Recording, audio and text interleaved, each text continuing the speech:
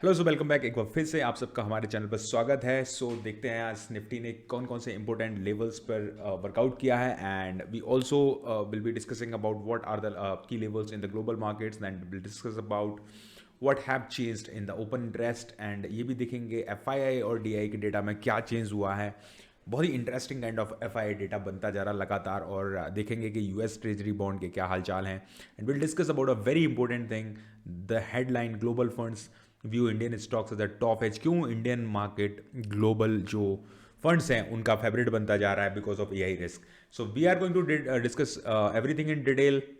Hopefully आपने अभी तक हमारे चैनल को सब्सक्राइब कर लिया होगा। अगर आज तक नहीं किया है तो please I request you to subscribe the channel because this is going to be your gold mine for your investment and trading journey. So without wasting any time let's get started. अगर हम सीधे चलते हैं intraday charts पर और जैसा कि हम देखते हैं कल हमने बिल्कुल क्लियर कट बात की थी। अगर आप जिन लोगों ने हमारे कल का वीडियो देखा होगा बहुत ही सीधे शब्दों में मैंने बोला था कि कल हो सकता है क्योंकि इंडियन मार्केट कहीं ना कहीं पॉजिटिव है। सारे जो अलाइनमेंट है इंडियन मार्केट के पॉजिटिव दिख रहे हैं, स्ट्रेंथ दिखा रहा है इंडियन मार्केट लगातार। बट कल ग्लोबल मार्केट यानी कि स्पेशली यूएसए में एक अच्छी खासी गिरावट देखने को मिली थी। So I told you guys that कि कल हो सकता है हमको एक गैप डाउन देखने को मिले और उसके बाद एक साइडवेज मूवमेंट हमको लगातार देखने को मिलेगा। एग्जैक्टली वही होता है, यहाँ पर एक गैप डाउन होता है और उसके बाद धीरे धीरे धीरे side wise to upwards movement हमको देखने को मिला। बट मार्केट ने कल के हाई को क्रॉस नहीं कर पाया।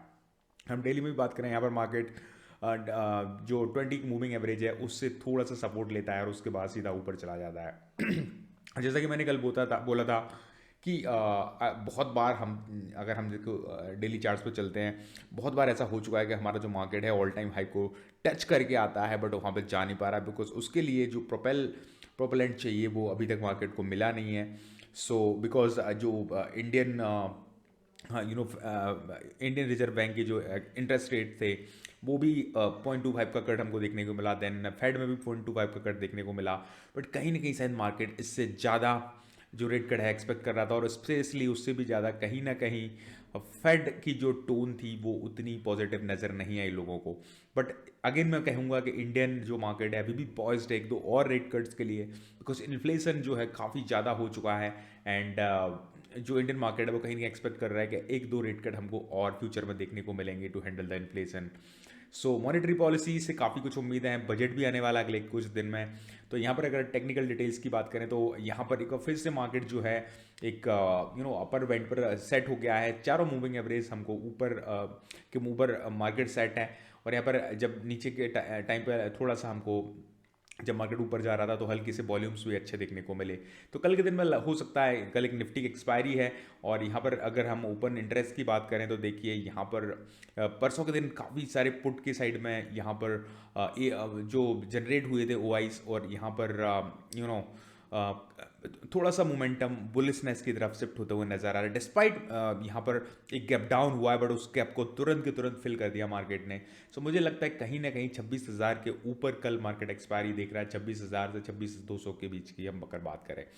अगर हम एफआईआई के डेटा की बात करेंगे तो यहाँ पर आप देख सकते हैं कि जो कॉल साइड है बियरिश हैं, FII bull side put side है बुलिस हैं एंड देन यहाँ पर एफआईआई में सबसे जो अच्छा डेटा देखने को मिल रहा है इंडेक्स फ्यूचर में 475 करोड़ रुपए की लगभग बाइंग हुई है। That is quite good. यहाँ पर अगर मैं कैश की बात करूँ तो अभी भी इंतजार है कैश में एफआईआईज के लौटने का बिकॉज जितना मुझे लगता है कि जब तक यहाँ पर एक बड़ा मोमेंटम देखने को नहीं मिलेगा एफआईआईज की तरफ से अंडर अनलेस को एक बहुत बड़ा मूव एक्सपेक्ट करना थोड़ा सा कठिन है। कल के अगर मार्केट की स्पेसिफिक बात करें तो शायद कहीं ना कहीं साइडवेज टू पॉजिटिव मार्केट देखने को मिल सकता है। देखिए यहाँ पर यूएस मार्केट या ग्लोबल मार्केट की बात करें तो ऑलमोस्ट फ्लैट है। यूरोपियन मार्केट थोड़े से ठीक ठाक पॉजिटिव टेरिटरी में आज ट्रेड करे हैं।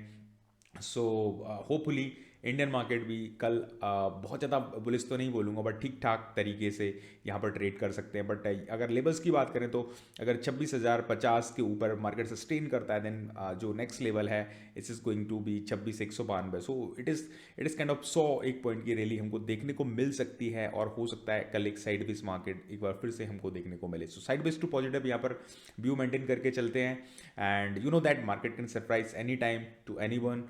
स्टिल मैं एक बार फिर से बोलूँगा एज अ रेस्पॉन्सिबल एनालिस्ट कि आप प्लीज़ किसी के कहने पर कभी भी बाय आज सेल ना करें, अपना खुद का एक व्यू पॉइंट बनाएं, मार्केट को लर्न करने की कोशिश करें और अपनी रिसर्च में जो भी आपको व्यू पॉइंट्स मिलते हैं, जिसका भी व्यू पॉइंट आपको अच्छा लगता है उसको इनहेरिट करने की कोशिश करें। एंड प्लीज़ किसी के भी कहने पर किसी के टेलीग्राम चैनल ज्वाइन ना करें, उनके कहने पर टिप्स एंड ट्रिक्स के आप को आप ना उस पर ट्रेड नहीं करें। That is going to be really really disasters for you. देख सकते हैं आप, बहुत सारी न्यूज़ आती रहती हैं, because it doesn't work out in the market.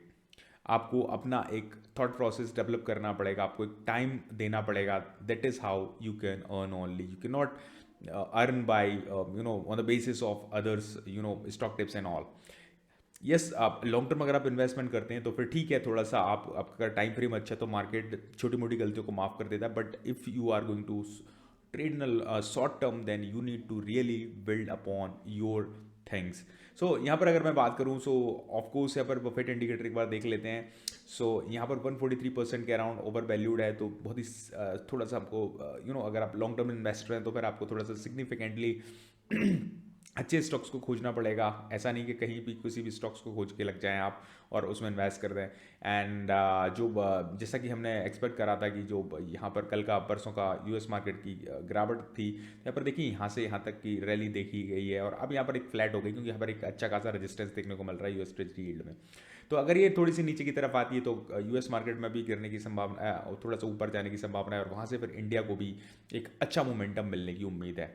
सो यहाँ पर मैं बात कर रहा था कि ग्लोबल फंड्स में किस तरीके से एआई के रिस्क, क्योंकि एआई अगर मार्केट की बात करें तो इंडियन, अगर हम स्पेसिफिक बात करें तो बहुत बड़ी एआई कंपनीज अभी इंडिया में नहीं है। एंड ये जो एआई वाला प्ले है कहीं ना कहीं जो वैल्यूएशन की अगर हम बात करें तो इंडियन मार्केट उतना ज़्यादा पॉइज्ड नहीं है नेगेटिव साइड। अगर हम वैल्यूएशन की बात करें तो जो भी टॉप हैज फंड्स हैं या फिर फंड ऑफ फंड है वो देख रहे हैं इंडिया को एक अगली इन्वेस्टमेंट एवेन्यू के लिए। और अगर ऐसा होता है और वहाँ से अगर एफआईएस की वापसी होती है तो it is going to be very very good for the Indian subcontinent या India as a country and for Indian stock market. So I hope आपको समझ में आया होगा चीज़ों को। यहाँ पर कल हम एक स्लाइड पॉजिटिव व्यू लेकर के चल रहे हैं। स्टिल आप अपने एडवाइज़र को एक बार संपर्क करें और अपना एक खुद का व्यू पॉइंट बनाने का यहाँ पर प्रोसेस को जारी रखें, so that you can better understand the market. Thank you so much. I hope video आपको पसंद आया होगा। मैं मिलता हूँ कल एक बार फिर से एक नए वीडियो के साथ। तब तक के लिए टाटा bye bye, take care and thank you so much for watching the video.